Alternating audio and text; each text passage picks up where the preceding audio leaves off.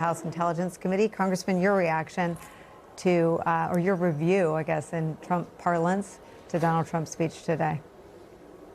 I must be an outlier because I watched that and thought, oh, my God, what are world leaders thinking as this guy confuses Greenland with Iceland, as he has to go back to the lie that he won the 2020 election. And there's people in that room saying this guy has his finger on a nuclear trigger, you know, and he's empowered.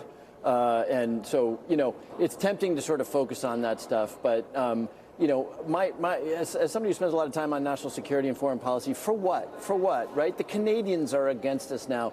The Danes are terrified. NATO is saying we can't count on the United States anymore. For what, right? We could have gotten anything we wanted in terms of basing rights or mineral deals without this clown show of the last couple of weeks that has absolutely terrified the allies that we need standing with us against Russia and China. So, again, it's tempting to sort of laugh at the clown show, but the consequences here are just profound and horrible for the United States.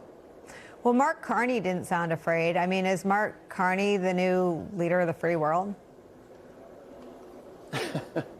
Look, you know, I'm sure the people around Donald Trump told him he gave the best speech ever. And it's been pretty sad for me to watch European leaders, you know, kowtow to this angry four-year-old boy, and watch, you know, presidents of universities and law firms bend the knee because, oh, my God, Donald Trump may target me. I'm actually glad to see Mark Carney and Europeans saying, wait a minute. We have some dignity, we have some honor. We may be the only people on the planet standing for the old rules-based order. So, you know, it's enormously painful for me because we used to be the decent country of integrity, of values. We used to be the leaders. Now we're the laughingstock. And so God bless Mark Carney. Again, you know, my wife's Canadian. I never would have imagined that it would be the Canadians, you know, who put up with so much from us calling us out on the carpet.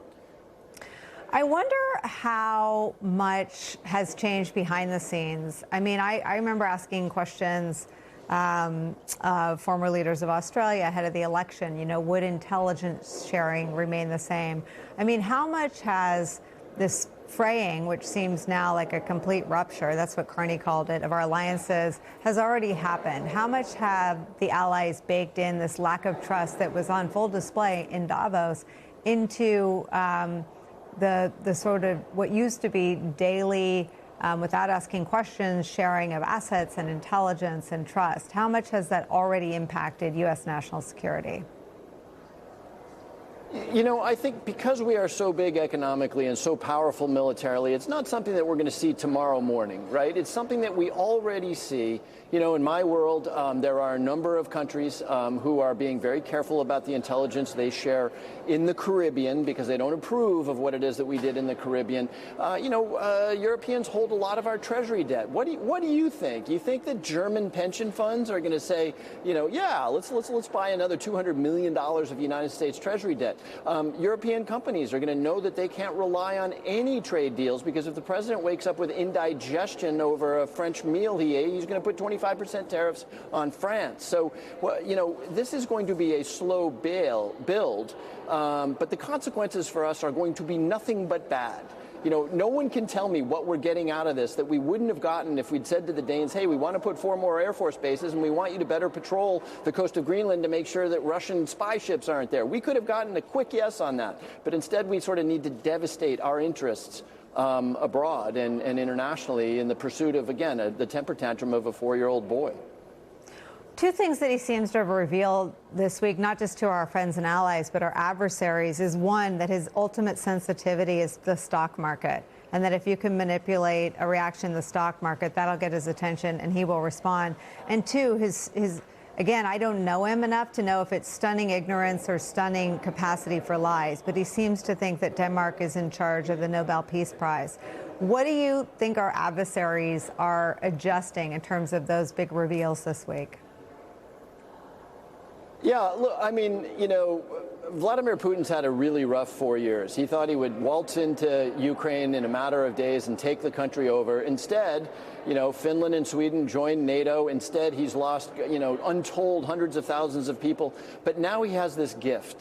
Now he has the most powerful man in the world, the President of the United States, doing things that if he had 4 glasses of vodka and came up with the 3 best dreams he had, let's rupture NATO. Let's really piss off American allies. He couldn't have dreamt of the achievements that he is getting for free from Donald Trump. And of course, the Chinese are doing what they always do. They're just like, let the Americans go into Iraq, let them do this stuff, because everything the Americans do to themselves are something that simply improves our position as China on the globe.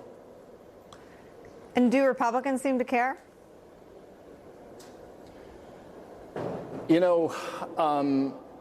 One of the problems here is that we're supposed to have checks and balances, right?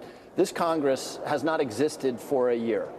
90% of my Republicans, there are occasional exceptions, are absolutely sound asleep, and they'll do this Lindsey Graham thing, even though Lindsey Graham knows better, of saying, oh, the president has persuaded me of how right he is. He is so right. No one has ever been more right than Donald Trump. And that is, unfortunately, the attitude that has been adopted by 95% of Republicans. And so, in fact, you heard Donald Trump say, sometimes you need a dictator. Today, the United States, because the Congress is asleep, because it is completely asleep, the United States has a dictator.